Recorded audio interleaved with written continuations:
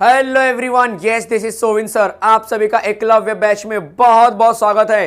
तो चलो शुरू करते हैं। आज हेलो अरीन, लास्ट लेक्चर में मैंने हेलो अल्केन पूरा खत्म कर लिया था और आज होने वाला है हमारा लास्ट लेक्चर हेलो अरीन का। तो चलो शुरू करते हैं। सबसे पहले बात करेंगे हेलो अरीन में प्रिपरेशन ऑफ हेलो अरीन। क्या होता है प्रिपरेशन ऑफ हेलो अरीन? तो आपको बता दूं यहाँ पे मेजरली दो प्रिपरेशन आने वाले हैं। पहला जो प्रिपरेशन है वो होने वाला है आपका इलेक्ट्रोफिलिक सब्स्टिट्यूशन। बहुत से लोगों को डाउट आता है कि सर ये इलेक्ट्रोफिलिक क्या होता है, न्यूक्लियोफिलिक क्या होता है। न्यूक्लियोफिलिक का लेक्चर अगर देखना है तो आप लास्ट लेक्चर पे जाइए, लेक्चर नंबर 4 पे। वहां पे मैंने SN1 SN2 मैग्नीशियम डिस्कस किया था, जो पूरी तरह से न्यूक्लियोफिलिक सब्स्टिट्यूशन होता है। तो न्यूक्लियोफिलिक में कहीं ना कहीं नेगेटिव चार्ज बाहर जाएगा और नेगेटिव चार्ज ही उसकी जगह पे आता है। तो सब्स्टिट्यूशन जो होगा वो सिर्फ और सिर्फ नेगेटिव चार्ज के लिए होता है।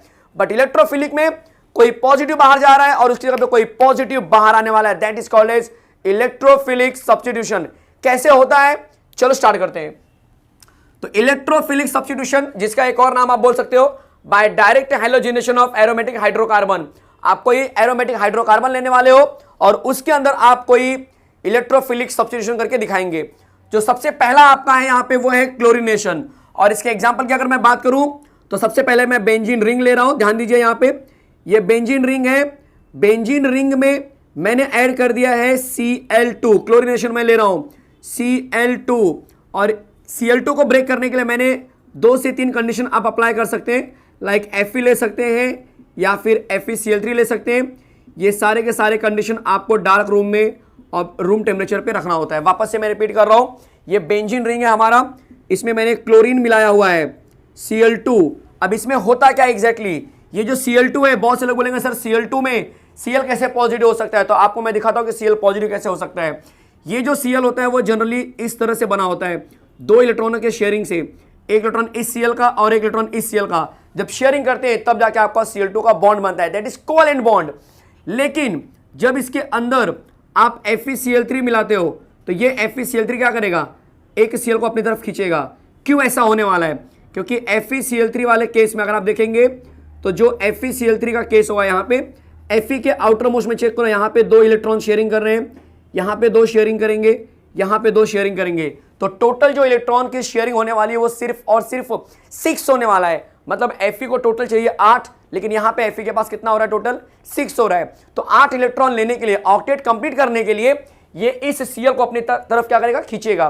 तो आप यहाँ पे ये जो Cl है वो यहाँ से अपना बॉन्ड तोड़ेगा और किसके पास जाएगा, इस FeCl3 के पास जाएगा। मतलब FeCl3 वो कैटलिस्ट है जो कहीं ना कहीं Cl2 को ब्रेक कर देता है। और जैसे ये बॉन्ड टूटेगा यहां से, ध्यान दीजिए, जैसे ये बॉन्ड यहां से टूटेगा तो ये जो टूटने का प्रोसेस है वो कहीं ना कहीं पॉजिटिव और नेगेटिव होने वाला है। तो ये जो होगा अपना इलेक्ट्रॉन लेके इसके साथ चला गया, मतलब इसका भी इलेक्ट्रॉन इस Cl ने ले लिया और इसके पास तो ऑलरेडी अपना खुद का इलेक्ट्रॉन था। जिसने इलेक्ट्रॉन लिया वो माइनस बन जाएगा, तो कहीं ना कहीं एक और Cl आ गया 2 इलेक्ट्रॉन लेकर, दिखाई दे रहा है सबको। तो FeCl4 बन जाता है, FeCl4 बन जाएगा इस तरह से माइनस चार्ज में। और ये जो Cl तुम्हें दिखाई दे रहा है वो Cl पूरी तरह से पॉजिटिव बन जाएगा। मैं इसी Cl की बात करने वाला हूं। यही पॉजिटिव जो होगा बेंजीन के H को रिप्लेस करेगा और बनाएगा क्लोरोबेंजीन। आपको दिखा रहा हूं, कहीं से भी एक पॉइंट पे आप क्या करेंगे, H निकालेंगे। H भी अपने आप में पॉजिटिव चार्ज दिखाता है, तो किसी भी एक पोजिशन से आपने H गायब किया और उस H की जगह पे जो Cl आपका पॉजिटिव बना हुआ है वो आप लेकर आ जाएंगे। और इस तरह से जो इसका H प्लस रहेगा अब इस Cl माइनस को वापस से क्या करेगा, अपने पास लेके HCl बना देगा। तो इसका जो नाम होगा वो हो जाएगा आपके लिए क्लोरोबेंजीन।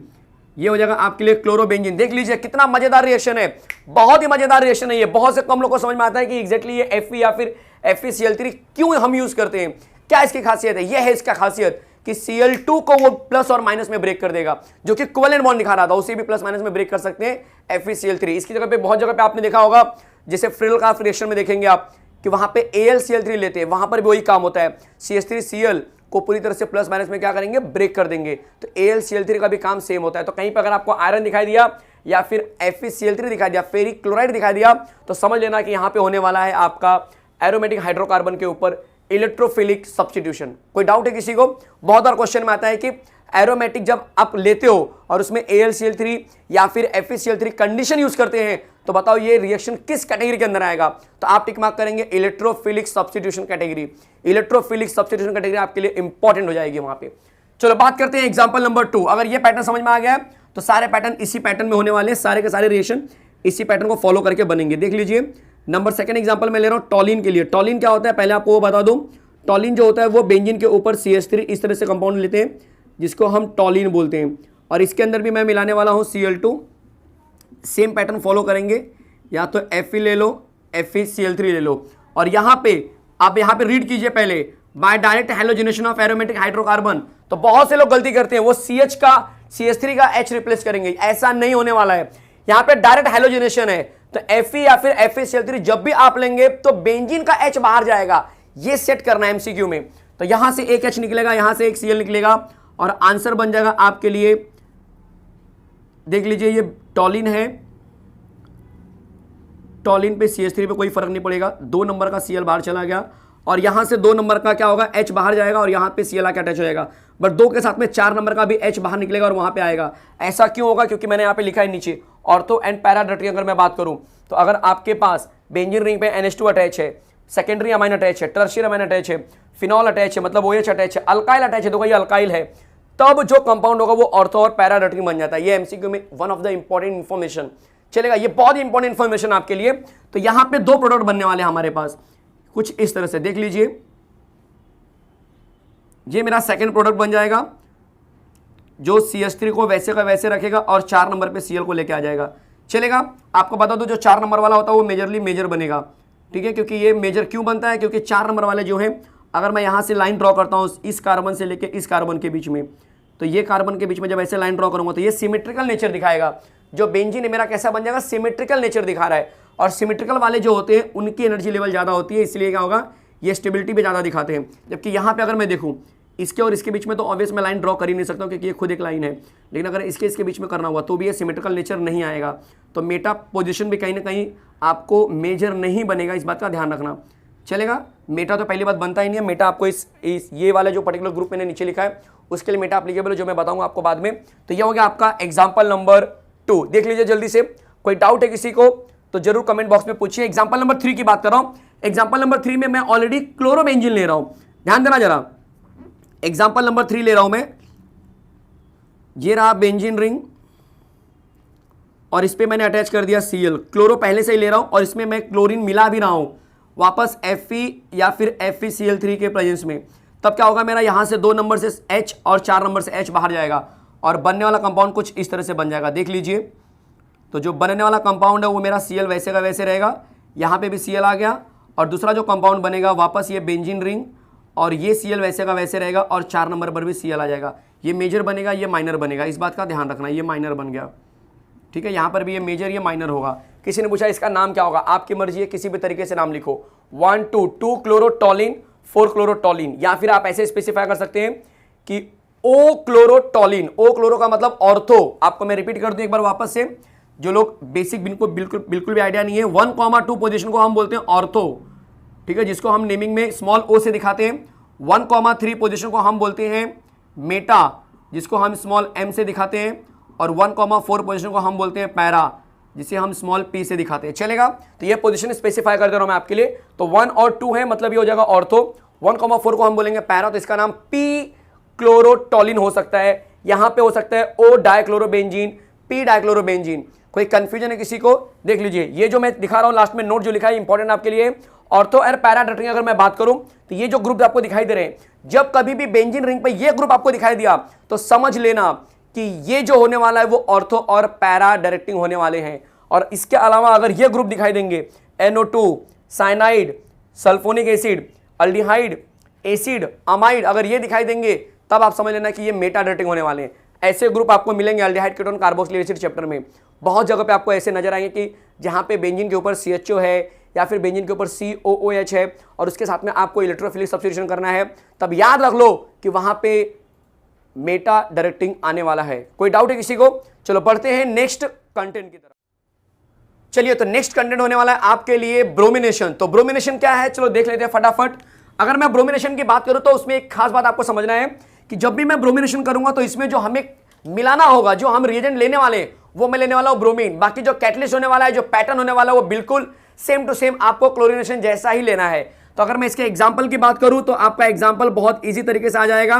मैंने ले लिया है बेंजीन रिंग, देख लीजिए यहां पे, ये रहा बेंजीन रिंग। बेंजीन रिंग में मैंने मिला दिया है Br2 और कैटलिस्ट की अगर मैं बात करूं तो कैटलिस्ट भी मेरा इसी तरह से आ सकता है, Fe आ सकता है या फिर FeBr3। बहुत जगह पे आप FeCl3 भी देखेंगे, कोई टेंशन नहीं है, ठीक है। मैं डार्क कंडीशन पे इसे अप्लाई करूंगा रूम टेम्परेचर पे, तब यहां से एक H और यहां से एक Br बाहर जाएगा और जो आंसर बनना होगा मेरा वो आंसर बन जाएगा मुझे ब्रोमोबेंजीन।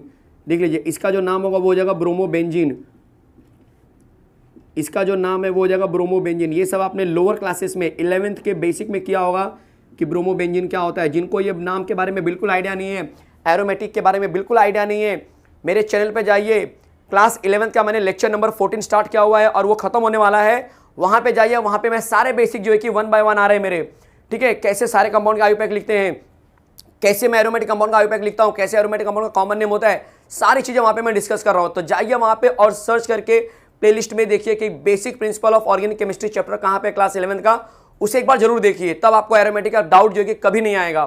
बात करेंगे ब्रोमोबेंजीन के बाद आइडोबेंजीन। तो यहां पे मैं लेने वाला हूं आइडोबेंजीन। देख लेते हैं जो नंबर सी होगा हमारा, ये भी अपने आप में काफी इंटरेस्टिंग होने वाला है, क्योंकि आइडोबेंजीन में जब भी हम आइडोबेंजीन बनाते हैं, जब भी हम आयोडीनेशन करते हैं, तो जो सबसे इंपॉर्टेंट चीज होती है वो होती है कि आयोडोनेशन करने के लिए जो हम आयोडोनेशन करते हैं उसके लिए जो हम I2 लेते हैं वो मिलता कहां से है।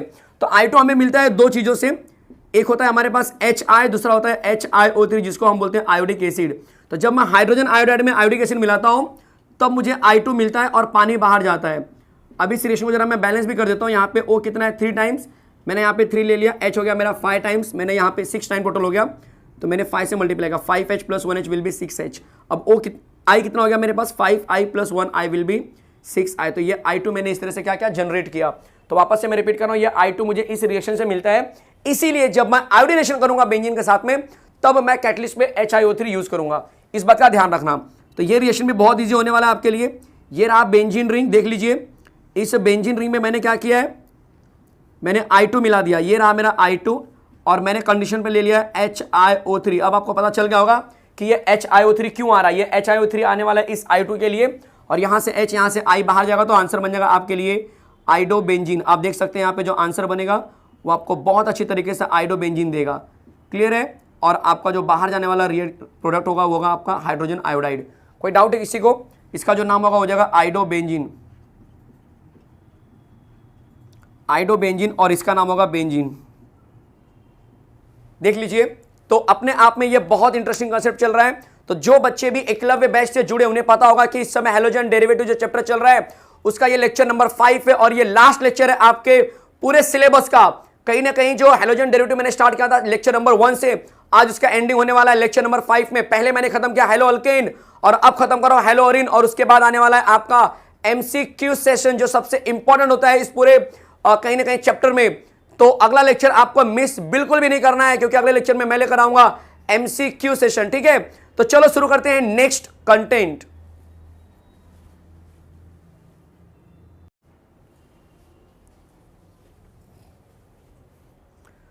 चलिए तो शुरू करते हैं second preparation of hello Areen, जो होने वाला है send mayor reaction.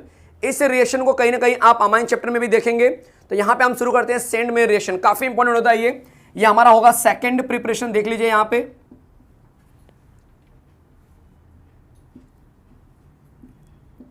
Send Myers reaction. पहले मैं आपको बताता हूं कि इस रिएक्शन में एग्जैक्टली क्या होता है। इस रिएक्शन में हम लेने वाले हैं बेंजीन डायजोनियम सॉल्ट। अब बेंजीन डायजोनियम सॉल्ट बनता कैसा है वो भी मैं आपको दिखाऊंगा यहां पे। तो इससे आपका जो कंफ्यूजन है वो बिल्कुल दूर हो जाएगा कि बेंजीन डायजोनियम सॉल्ट जो होता है जब उसमें मैं क्यूप्रस सॉल्ट लेता हूं, लाइक क्यूप्रस क्लोराइड या क्यूप्रस ब्रोमाइड लेता हूं, ठीक है, तब मुझे जो होता है डायजोनियम ग्रुप पूरा का पूरा क्या होता है रिप्लेस हो जाता है और वहां पे क्लोराइड या फिर ब्रोमाइड आ जाते हैं। और इस तरह से मैं हेलो अरीन जो है कहीं ना कहीं क्या करता हूं, प्रिपेयर कर लेता हूं आसानी से। तो चलो देखते हैं। सेंड मेयर रिएक्शन करने के लिए सबसे पहले मुझे चाहिए डायजोनियम सॉल्ट, और डायजोनियम सॉल्ट बनाने के लिए मैं सबसे पहले लेने वाला हूं एनिलीन। एनिलीन क्या होता है, बेंजीन रिंग के ऊपर NH2 विल बी एनिलीन। देख लीजिए यहां पे, तो ये रहा मेरे पास एनिलीन। इस एनिलीन में मैं मिलाने वाला हूं HNO2 nitrous acid plus HCl hydrogen chloride, चलेगा। और इस रिएक्शन को मैं बहुत ही लो टेम्परेचर पे सॉल्व करता हूं, नियर अबाउट 273 to 278 केल्विन। और जैसे मैं इसे इस टेम्परेचर पे रिएक्ट कराता हूं वैसे ही पता चलेगा आपको, यहां से H, यहां से O, पानी बाहर चला गया, तो यहां से पहला कंपाउंड बाहर जाने वाला है वो H2O होगा और इस H2O को अब हमें बैलेंस करना है। यहाँ पे वो कितना दिख रहा है मुझे 2 दिख रहा है, यहाँ पे H कितना O दिख रहा है मुझे 1 दिख रहा है। वापस देखिए यहाँ पे O कितना दिख रहा है मुझे 2 दिख रहा है, जबकि यहाँ पे O सिर्फ 1 दिख रहा है, तो मैंने 2 से मल्टीप्लाई किया। अब मेरे पास H कितने हो गए, टोटल 4 हो गए। अब मेरे पास यहाँ पे H कितना है 2 3 4। मेरे ख्याल से हर एक चीज एकदम क्लियर है। तो 2H यहां से और 2H यहां से, 4H बाहर जा चुके हैं, दोनों O बाहर चले गए। अब ये वाला N और ये वाला N मिलके बन जाएगा N2 और ये मिल जाएगा आपका Cl। इसको हम बोलेंगे बेंजीन डाइजोनियम क्लोराइड। इसके बारे में ज्यादा डिटेल आपको अमाइन चैप्टर में मिलेगा। आप प्लेलिस्ट में जाइए, अमाइन चैप्टर सर्च कीजिए, वहां पे मैंने अमाइन चैप्टर खत्म करने वाला हूं। अप्रोक्सीमेटली खत्म हो चुका है मेरा, बट ये कंटेंट मैंने ऑलरेडी सिखा दिया, तो आप जाके देख सकते हैं। ठीक है, N2Cl ये हो जाएगा मेरा आपके लिए आसानी से बेंजीन डाइजोनियम क्लोराइड इसका नाम हो जाएगा। तो इसका नाम है बेंजीन डाइजोनियम क्लोराइड। अब क्वेश्चन ये होने वाला है कि इसके साथ हमें क्या करना है, तो इस कंपाउंड को नीचे लेके आ जाओ। अब यहां से सेंट मेयर चालू हो रहा है आपका, मैं एरो लगा देता हूं, यहां से सेंट मेयर प्रॉपर चालू हो रहा है। तो सेंट मेयर रिएक्शन ये बोलता है कि जो डाइजोनियम सॉल्ट है, उस डाइजोनियम सॉल्ट में देख लीजिए यहां पे आपको मिलाना है HCl या फिर HBr, डिपेंड्स आप क्या रिएक्ट करना चाहते हैं, इन प्रेजेंस ऑफ CuCl या फिर HBr भी ले सकते हैं इन प्रेजेंस ऑफ CuBr चलेगा। यहाँ पे क्यूप्रस क्लोराइड या क्यूप्रस ब्रोमाइड बोलेंगे, क्योंकि यहाँ पे Cu का जो आयन होगा वो कैसा होगा, +1 होगा चलेगा। तो ये सॉल्ट क्या करेगा, ये सॉल्ट इस N2Cl को क्या करेगा, पूरा का पूरा रिप्लेस करेगा विद द क्लोराइड और ब्रोमाइड। तो बहुत सिंपल सा रिएक्शन होने वाला है कि यहाँ पे N2 जो होगा आपका अच्छा लिविंग ग्रुप हो जाएगा, N2 जो है गैस के फॉर्म में बाहर निकल जाएगा, और जो Cl होगा वो आसानी से इसकी जगह पे आ जाएगा, यहाँ पे Cl आ जाएगा, और ये N2 आपका गैस बन के बाहर, और ये जो Cl है ये Cl और ये H आपका HL के फॉर्म में बाहर चले जाएंगे। और यहाँ पर भी वही केस होने वाला है आपके लिए। तो यहाँ पे जो आंसर बन जाएगा देख लो किस तरह से बनेगा, क्यूप्रस ब्रोमाइड की वजह से ये ब्रोमो ग्रुप आ जाएगा, और N2 जो बहुत अच्छा गैस बन के क्या होता है, बाहर चला जाता है, आपको मिल जाते हैं क्लोरोबेंजीन और bromobenzene. This is called as Sandmeyer reaction. देख लीजिए जल्दी से, बहुत ही इंटरेस्टिंग रिएक्शन है ये। जब भी मैं सेंट मेयर की बात करूंगा तो हमेशा अपने माइंड में एक चीज सेट करके चलना कि आप बात कर रहे हो एनिलीन से, क्योंकि स्टार्टिंग वहां से होती है।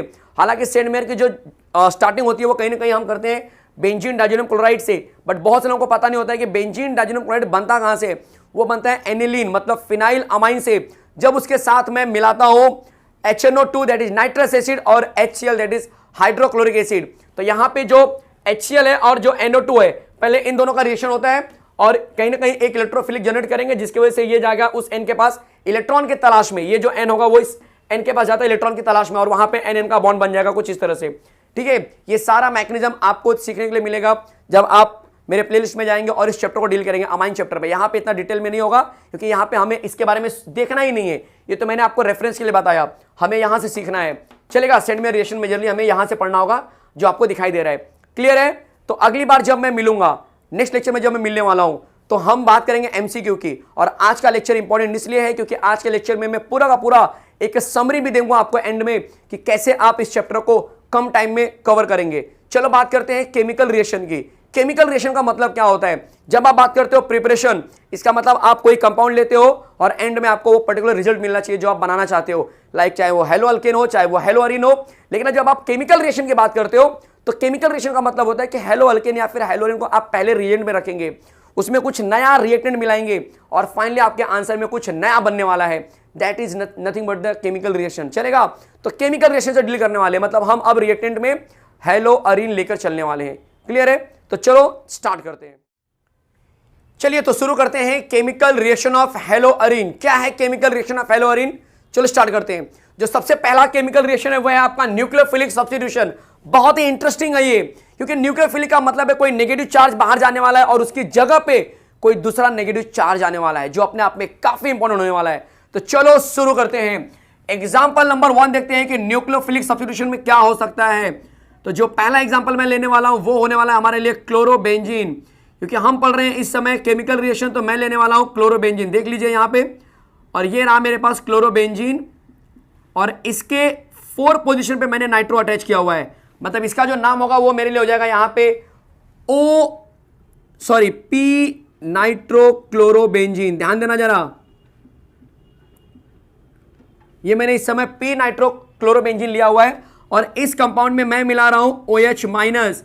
ये OH माइनस ऑब्वियस है, NaOH से मिला होगा, बट आपको एक चीज मैं याद दिला दूं कि जब कभी भी किसी भी बेंजीन रिंग के ऊपर अगर कोई ऑलरेडी एक ग्रुप अटैच है, लाइक यहाँ पे Cl पहले से अटैच है, और उसके करस्पॉन्ड में अगर कोई इलेक्ट्रॉन विड्रॉइंग ग्रुप अटैच होता है, लाइक NO2 अटैच हो गया या COOH अटैच हो गया या फिर CHO अटैच हो गया, इस तरह के अगर अटैचमेंट होते हैं, तो याद रखना इस बात को कि इनके अटैचमेंट की वजह से जो रिएक्शन होता है वो कहीं ना कहीं और फास्ट होता है।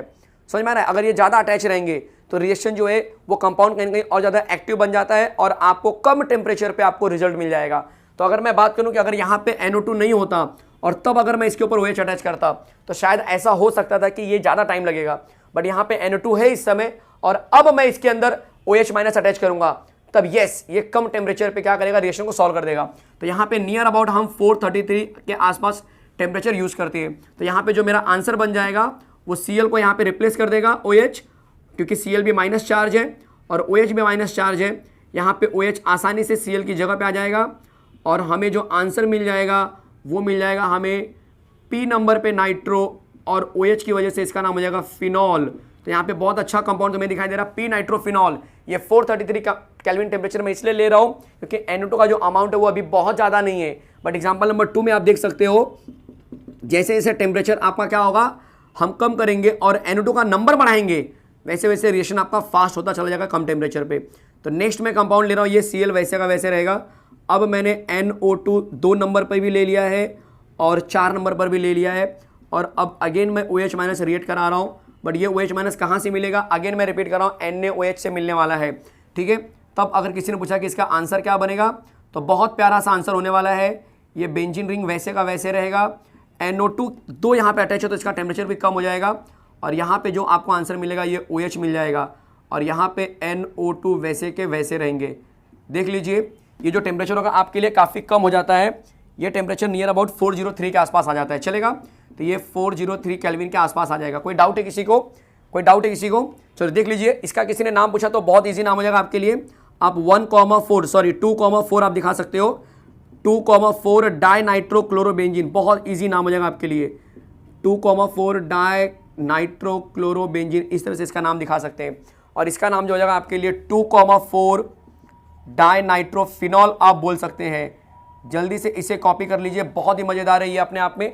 इसके बाद मैं आपको एग्जांपल नंबर 3 दिखाऊंगा जहां पे नाइट्रो का ग्रुप और मैं बढ़ाऊंगा और यहां पे जो टेम्परेचर एकदम कम हो जाएगा, सिर्फ आपको वार्म वाटर कंडीशन यूज करना होगा, चलेगा। तो जल्दी से इसे कॉपी कर लीजिए।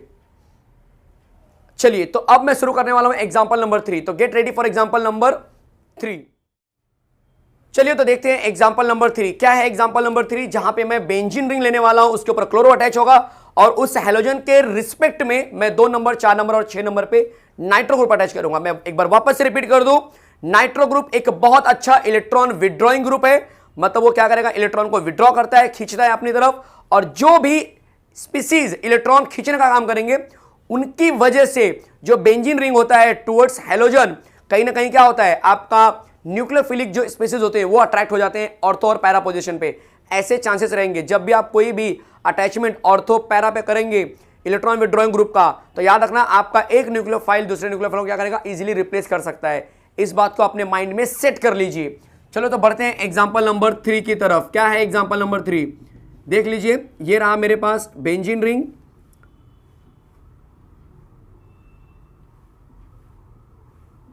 इस बेंजीन रिंग पे मैंने Cl पहले से अटैच किया है, इसके करस्पॉन्ड में 2 नंबर पे, इसके करस्पॉन्ड में 4 नंबर पे और इसके करस्पॉन्ड में 6 नंबर पे मैंने जो है नाइट्रो ग्रुप अटैच किया हुआ है। तो कौन से नंबर पे नाइट्रो ग्रुप है, 2, 4, 6 नंबर पे कितने नाइट्रो हैं, 3 नाइट्रो हैं, और यह किसके ऊपर अटैच है, तो ऑब्वियस है क्लोरोबेंजीन के ऊपर अटैच है। तो इस तरह से आपका चैप्टर, इस तरह से आप जो आपका कंपाउंड है उसका नाम हो जाएगा 2,4,6 ट्राई नाइट्रो क्लोरोबेंजीन। मुझे क्या मिलाने की बात हो रही है, ऑब्वियस है OH माइनस न्यूक्लियोफाइल मिलाने की बात हो रही है। ये ऑलरेडी यहाँ पे आपने इलेक्ट्रॉन विड्रॉइंग ग्रुप काफ़ी ज़्यादा अटैच किया हुआ है और विथ रिस्पेक्ट टू क्लोरीन, तो कॉमन सी बात है यहाँ पे जो OH का अटैचमेंट होगा वो इजीली होगा विथ लेस टेम्परेचर। तो हम यहाँ पे कंडीशन पे लेंगे वार्म वाटर। कोई डाउट है किसी को? अब यहाँ से Cl बाहर जाएगा और उसकी जगह पे OH आ जाएगा। हम यहाँ पे बोर्ड वाले पैटर्न से डील नहीं कर रहे हैं, हमें सिर्फ यहाँ पे कंटेंट वाइज समझना है कि किस तरह से हमें रिएक्शन पता होना चाहिए, क्योंकि MCQ में आपको इस तरह के क्वेश्चन बनेंगे। यहाँ पे आ जाएगा NO2, यहाँ पे आ जाएगा आपका NO2 और यहाँ पर भी आ जाएगा NO2। किसी ने इसका नाम पूछा तो आप आसानी से बता सकते हैं 2,4,6 ट्राई नाइट्रो और OH की वजह से इसका नाम फिनॉल बन जाएगा। कोई डाउट है? कोई डाउट है किसी को? देख लीजिए जल्दी से। ये आपका फर्स्ट जो केमिकल रिएक्शन था जिसकी हम बात कर रहे थे, न्यूक्लियोफिलिक सब्स्टिट्यूशन, वो यहां पे खत्म हुआ। अब हम बात करेंगे नंबर सेकंड जो होने वाला है इलेक्ट्रोफिलिक सब्स्टिट्यूशन। चलो दिखाता हूं मैं आपको इलेक्ट्रोफिलिक सब्स्टिट्यूशन क्या होगा। इलेक्ट्रोफिलिक सब्स्टिट्यूशन, इलेक्ट्रोफिलिक सब्स्टिट्यूशन का जो पहला एग्जांपल होने वाला है वो कहीं ना कहीं आपने प्रिपरेशन में भी किया था। चलो दिखाता हूं मैं आपको क्या था पहला एग्जांपल। तो इलेक्ट्रोफिलिक सब्स्टिट्यूशन में मैंने ले लिया है क्लोरोबेंजीन। ध्यान देना जरा, ये रहा मेरे पास क्लोरोबेंजीन और क्लोरोबेंजीन पे मैं मिलाने वाला हूं Cl2। मैं मिलाने वाला हूं Cl2। अब ऑब्वियस है कि Cl2 को ब्रेक करने के लिए मुझे चाहिए Fe या फिर FeCl3, और जैसे ही ये FeCl3 या फिर Fe इसको तोड़ेंगे ये प्लस माइनस में ब्रेक हो जाएगा। मैंने प्रिपरेशन में आज के लेक्चर में सिखाया हुआ है कैसे होता है ये सब। और ये Cl क्या करेगा, इसको रिप्लेस करना स्टार्ट करेगा, H की जगह पे Cl आ जाएगा। और दो पॉसिबल प्रोडक्ट जो है कि मेरे पास बन सकते हैं। पहला जो प्रोडक्ट बनेगा वो बनेगा ऑर्थो पोजीशन पे, एक Cl वैसे का वैसे रहेगा, H की जगह पे दूसरा Cl आ गया। जबकि एक और कंपाउंड बनेगा जिसमें एक Cl वैसे का वैसे रहेगा और 4 नंबर पे H को रिप्लेस करके दूसरा Cl आ जाएगा। तो ये इस तरह से प्रोडक्ट बनता हुआ नजर आएगा। जरा देख लेना, ये बन जाएगा आपका O डाइक्लोरोबेंजीन, ये बन जाएगा P डाइक्लोरोबेंजीन, और इस तरह से आपका रिएक्शन कंप्लीट हो जाएगा। चेक कर लेना आप लोग जल्दी से। ये आपका फर्स्ट इलेक्ट्रोफिलिक सब्स्टिट्यूशन में ये फर्स्ट एग्जांपल मैंने लिया है। अब सेकंड एग्जांपल ले रहा हूं, वो भी आप देख सकते हैं, थोड़ा नीचे जा रहा है बट डोंट वरी, ठीक है। एग्जांपल नंबर 2 में ले रहा हूं, जो कि वापस मैं क्लोरोबेंजीन ही लेने वाला हूं। बहुत ईजी होगा आपके लिए, समझ जाएंगे आप लोग आसानी से। ये रहा क्लोरोबेंजीन, इसमें मैंने मिला दिया है नाइट्रिक एसिड। नाइट्रिक एसिड को थोड़ा सा मैंने इस बार ब्रेक करके मिलाया है। ये नाइट्रिक एसिड है, HNO3 को हम नाइट्रिक एसिड बोलते हैं। इसे मैंने H2SO4 के प्रेजेंस में मिलाया हुआ है। ईजी है, ये भी सेम आपको पैटर्न दिखाएगा। यहां से H, यहां से OH पानी बाहर, यहां से H, यहां से OH पानी बाहर। तो यहां पे भी दो कंपाउंड बनेंगे, एक ऑर्थो और एक पैरा। और कंपाउंड कैसा बनेगा आप देख सकते हैं। ये रहा बेंजीन रिंग, और बेंजीन रिंग जो होता है उसके करस्पॉन्ड में जो Cl अटैच है उसके करस्पॉन्ड में 2 नंबर पे NO2 अटैच हो गया है और 4 नंबर पे NO2 अटैच हो गया है। बहुत से लोग को अभी भी डाउट आएगा सर ये NO2 कैसे हो सकता है, NO2 पॉजिटिव कैसे हो सकता है। तो आपको मैं वो दिखा दूं कि NO2 जो है पॉजिटिव कैसे हो सकता है। बहुत सिंपल सा लॉजिक है, जरा देख लीजिए। यहाँ पे बहुत कम लोग को समझ में आता है कि ये NO2 पॉजिटिव कैसे हुआ, क्योंकि NO2 तो नेगेटिव है। NO2 जो है कि अच्छा खासा न्यूक्लियोफाइल माना जाता है, इलेक्ट्रॉन विड्रॉइंग ग्रुप है, नेगेटिव चार्ज है, तो ये पॉजिटिव कैसे हो सकता है। देख लीजिए HONO2 में जब ये H+ एसिड का मतलब होता है H+ रिएक्ट करता है तो ये H+ पहले इस O के पास जाता है और यहाँ से क्या हो जाएगा, पानी बाहर निकल जाएगा। जब ये पानी बाहर निकलता है तो ये माइनस के फॉर्म में आ जाता है और ये प्लस के फॉर्म में था। तो माइनस और प्लस पानी बन गए, ये माइनस हो गया तो फिर ये क्या बन जाएगा पूरा का पूरा। क्योंकि इसमें होता क्या है कि ये जो इलेक्ट्रॉन दिख रहा है तुम्हें, ये दोनों इलेक्ट्रॉन ये O लेके गायब हो जाता है। जब ये दोनों इलेक्ट्रॉन O लेके गायब होगा तो ये NO2 जो बचेगा वो पूरी तरह से प्लस चार्ज के फॉर्म में बचेगा। सबको समझ में आ गया होगा कि ये NO2 इलेक्ट्रोफिलिक क्यों माना जाता है। क्लियर है। तो इस तरह से हमारा इलेक्ट्रोफिलिक का जो रिएक्शन था वो यहाँ पे मैंने कंप्लीट करा दिया है। अब हम आगे बात करेंगे जो आपको दिखाऊंगा मैं अभी इसी लेक्चर में। तो चलो आगे बढ़ते हैं। यस, तो चलो बढ़ते हैं इलेक्ट्रोफिलिक सब्स्टिट्यूशन के एग्जांपल नंबर 3 की तरफ। क्या है एग्जांपल नंबर 3? बहुत इजी होने वाला है। एग्जांपल नंबर 3 में लेने वाला हूं सल्फोनेशन। क्या होता है सल्फोनेशन? चलो दिखाता हूं एग्जांपल नंबर 3 के थ्रू। तो एग्जांपल नंबर जो 3 होगा वो सल्फोनेशन है और इसमें मैं क्लोरोबेंजीन के अंदर मिलाने वाला हूं सल्फ्यूरिक एसिड। ध्यान दीजिए, यहां पे काफी इंटरेस्टिंग होता है ये रहा मेरे पास क्लोरोबेंजीन और इसमें मैंने मिला दिया है सल्फ्यूरिक एसिड। कैसा होता है सल्फ्यूरिक एसिड? H2SO4। बट यहां पे मैं ब्रेक करके दिखाऊंगा आपको HOSO3H। आप देख सकते हैं H2SO4। इजी है। जब इसे मैं रिएक्ट कराऊंगा तो ऑब्वियस है 2 नंबर और 4 नंबर से क्या हो जाएगा, आपका सल्फ्यूरिक एसिड बनता हुआ नजर आएगा। तो जो मेरा रिएक्शन होगा यहाँ पे कुछ इस तरह से बन जाएगा। एक बार मैं वापस से रिपीट कर दूं कि सारे के सारे 4 नंबर जो होते हैं वो मेजर होते हैं, इस बात को भूलना नहीं है आपको। तो यहां से H, यहां से OH पानी बाहर गया होगा, यहां से H, यहां से OH पानी बाहर जाएगा। तो 4 नंबर पे जो सल्फ्यूरिक एसिड बनेगा वो आपके लिए मेजर प्रोडक्ट बन जाएगा। ये रहा बेंजीन रिंग, ये रहा क्लोरो ग्रुप और ये रहा आपके पास SO3H। चलेगा। किसी ने इसका नाम पूछा तो क्लोरो का यहाँ पे अब आपको कंसिडर करना होगा नंबरिंग के फॉर्म में। तो 1 2 2 chloro benzene sulphonic acid, 4 chloro benzene sulphonic acid, इस तरह से नाम बन जाएगा। चलेगा। तो चलो बढ़ते हैं अगले कंटेंट की तरफ। एग्जांपल नंबर 4 की तरफ लेते हैं। एग्जांपल नंबर 4 किसका होगा? तो एग्जांपल नंबर 4 होने वाला है आपका फ्रीडल क्राफ्ट अल्काइलेशन। ये बहुत ही मजेदार रिएक्शन होता है जब आप क्लोरोबेंजीन ले रहे हो और उसके अंदर आप मिलाएंगे फ्रिडल क्राफ्ट अल्काइलेशन, तो देखिए आंसर किस तरह से बनेगा। ये रहा मेरे पास क्लोरोबेंजीन, और क्लोरोबेंजीन जो आपको दिखाई दे रहा है इस समय, इस क्लोरोबेंजीन पे मैंने मिला दिया है फ्रिडल क्राफ्ट अल्काइलेशन के लिए मैंने अल्काइल क्लोराइड मिलाया, मतलब मिथाइल क्लोराइड। ये रिएक्शन जो होता है हमारा एनहाइड्रस एल्यूमिनियम क्लोराइड के प्रेजेंस में होता है। वही सेम पैटर्न, ये जो इलेक्ट्रॉन दिख रहा है आपको इस समय, दोनों शेयरिंग करके बन रहे हैं। ये AlCl3 क्या करेगा, Cl को अपनी तरफ खींचेगा, जिससे ये CH3 पूरी तरह से क्या बन जाएगा, पॉजिटिव बन जाएगा। और ये पॉजिटिव CH3 इस H को रिप्लेस करेगा और क्या करेगा, यहाँ पे H को CH3 को लेकर आएगा H की जगह पे। तो आपका जो आंसर होगा कुछ इस तरह से बन जाएगा। देख लीजिए, ये हो जाएगा आपका बेंजीन रिंग, ये Cl पहले से था, यहाँ पे आ जाएगा CH3, और वैसा ही प्रोडक्ट आपको नजर आएगा नेक्स्ट कंपाउंड में, बट ये पोजीशन होगा आपका 4 पोजीशन, और 4 पोजीशन वाला जो होता है हमेशा मेजर बनता है। इस बात को ध्यान कर लो, सेट कर लो माइंड में। कोई डाउट है किसी को? नाम मैं नहीं लिख रहा हूं क्योंकि नाम मैं बता रहा हूं आपको। यहाँ पे जो नाम होगा 1,2 क्लोरोटोलिन बोल सकते हैं आप लोग, यहाँ पर भी 4 क्लोरोटोलिन आप बोल सकते हो, कोई डाउट नहीं होना चाहिए। एग्जाम्पल नंबर 5 ले रहा हूं मैं, जो कि इलेक्ट्रोफिलिक का लास्ट रिएक्शन होगा, और इसका नाम होने वाला है फ्रिडल क्राफ्ट एसाइलेशन। मैं बोल रहा हूं आपको यहाँ पे अच्छे से सुन के लो। ये रहा आपके पास क्लोरोबेंजीन, इस क्लोरोबेंजीन में आपने क्या मिलाया, एसाइलेशन बोला गया है, तो आपको एसिटाइल क्लोराइड मिलाना होगा, CH3 C double bond OCl मिलाना होगा। किसके प्रेजेंस में मिलाना है, तो ऑब्वियस है एनहाइड्रस AlCl3 के प्रेजेंस में। यहाँ से ये बॉन्ड यहाँ से टूटेगा, Cl इसके पास जाएगा, इसको नेगेटिव बनाएगा, और ये खुद क्या बन जाएंगे, पूरे के पूरे पॉजिटिव बन जाएंगे। और यहाँ पे जो अटैचमेंट होगा वो क्लोरोबेंजीन के ऊपर कुछ इस तरह से हो जाएगा। देख लो जरा, ये आपका Cl पहले से ही था, अब इस पे C double bond O CH3 भी आ चुका है, दिखाई दे रहा है सबको। और ऐसा ही प्रोडक्ट आपको नजर आएगा 4 पोजीशन पे, जहाँ पे क्लोरोबेंजीन पहले से ही था, और उसके करस्पॉन्ड में आपको 4 नंबर पे C double bond O CH3 दिखाई देगा। क्लियर है? तो आपका जो प्यारा सा नाम होने वाला है 2 क्लोरो एसिडोफिनन 4 क्लोरो एसिडोफिनन, इतने को हम बोलते हैं एसिडोफिनन। ध्यान से सेट कर लो माइंड में। इसका नाम एसिड, इसका नाम बेंजीन का पुराना नाम होता है फीन, इसको बोलते हैं कीटोन, एसिटोफिनन, इस तरह से नाम बनता है। कोई डाउट? एक एक चीज समझा रहा हूं, एक एक बेसिक से जा रहा हूं मैं, तो कहीं पे कोई कंफ्यूजन नहीं आना चाहिए किसी को भी। इस तरह से हमारा जो इलेक्ट्रोफिलिक सब्स्टिट्यूशन है वो खत्म होगा। जब अगला मैं स्टार्ट करूंगा that will be number C या नंबर 3 बोल सकते हो, यहाँ पे सेकंड चल रहा है तो थर्ड आएगा। इसके बाद जो होगा हमारा कहीं ना कहीं वर्ज फिटिंग रिएक्शन, ये क्या होता है सब कुछ बताऊंगा। तो चलो शुरू करते हैं।